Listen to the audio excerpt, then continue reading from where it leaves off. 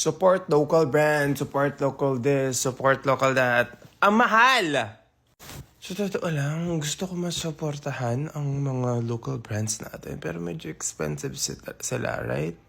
Meron ako nakitang TikToker dito na nagsusupport ng or like nagsusuot ng mga locally branded clothes.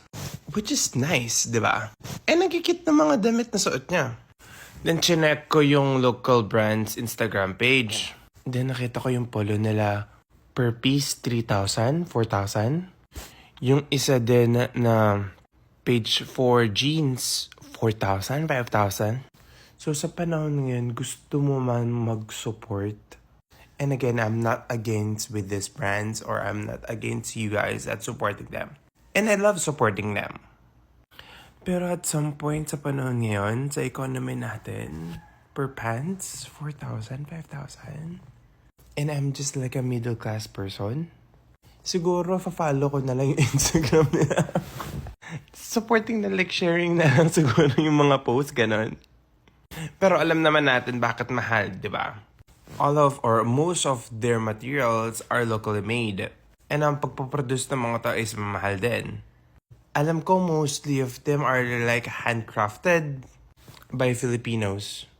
So ayun lang. So if you have a budget, go for it.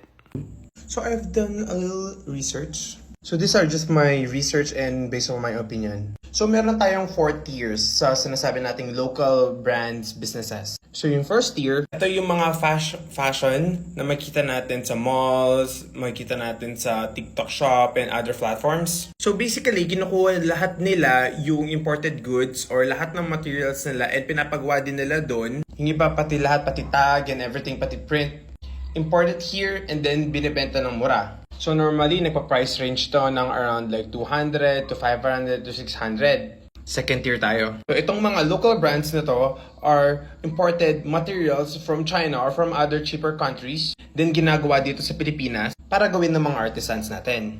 Ito medyo mahal na to kasi pinapagawa na natin sa mga locals. Pero hindi ganoon kamahal. So normally nag-range to ng around like 500, 600 to 1,000 to 1,500 ganon. You get my point? Third tier tayo. Dito na po mapasok yung everything is local.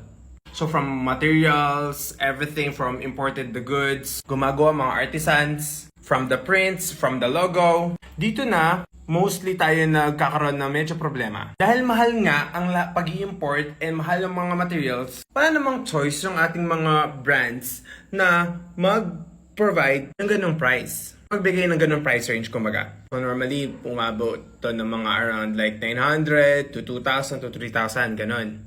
More. Dito sa fourth tier, dito tayo nagkakaroon ng malaking problema. Dito sumasakit yung ulo ko. So ang fourth tier is ini-import lahat nila from China, then itatag nila dito sa Pilipinas as local brands or locally made. Ito din ginagawa ng ibang mga luxury brands. Na para kumita na malaki and everything. And then, yun na nga, ipaprice nila ng malaki. So technically, kung titignan mo, dapat around like nasa 200, 300, 500 lang. Pero, mga taong to tinatag nila or pinaprice nila around like 1,000 to 1,500, masabing like luxury. Pero kung laki ka sa mahirap, alam mo yung mga materials na ginagamit. Makikita mo talaga, ang cheap. I'm sorry. Yung t-shirt mo 800 or nasa 1,000? Girl, TikTok 300, 400. So, kung nasa 4th tier ka and local brand ka, please, oh my God. Madami nagre-reklamo eh. Nakakainis. Tayo. Yung part 2 nito is nasa profile ko nakapin. Alright, before we proceed with the last part, I would just want to clarify the part 2. Yung price range na sinabi ko are just for like in general, okay? So for example, in tier 1 yung sinabi ko 200 to 600. For example, those are just like t-shirts. So depende din sa materials kung anong gagamitin nila. Hindi ibig sabihin, jeans din yon. Or like pantalon. Normally yung ganun range is just t-shirt. Yung mga mahina yung comprehension, hindi nila mag-gets yan. Pasensya na. Depende din sa brand, depende din sa marketing. But that will be a separate video. Again, this is just my opinion. And these are the things that I've been experienced and yung mga na-research ko.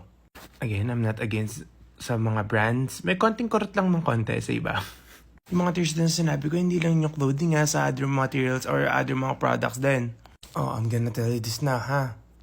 Minsan wala naman akong pake kung saan galing yung mga materials na gamit. Basta't alam ko sa sarili kong affordable and yet quality naman yung binibenta nila. Pero mas maganda if we are supporting local brand owners, right?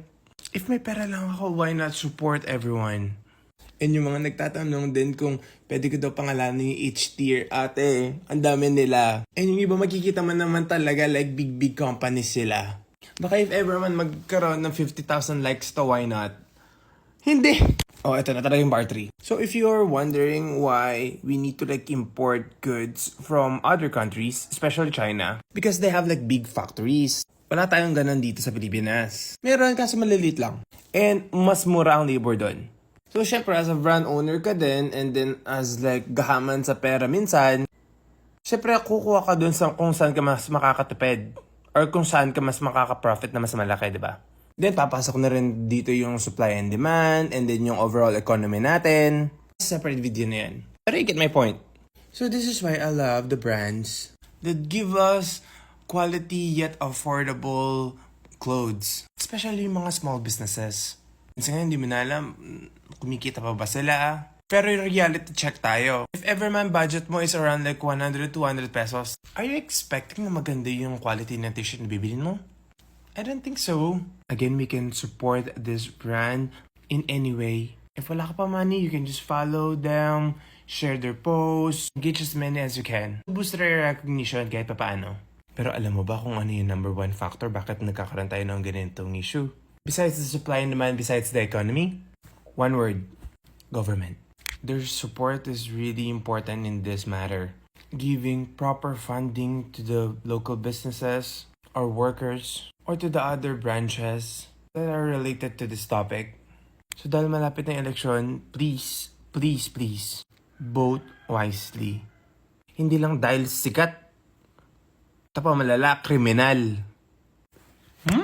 Kilalanin mo mabuti, mag-research ng mabuti. Meron ba silang past criminal records? Or yung mga dating nangurap? Hope that helps.